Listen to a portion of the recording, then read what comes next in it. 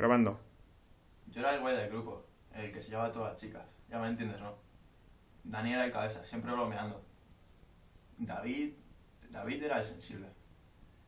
Pedro siempre tuvo dudas, pero como era bajito nadie le hacía caso.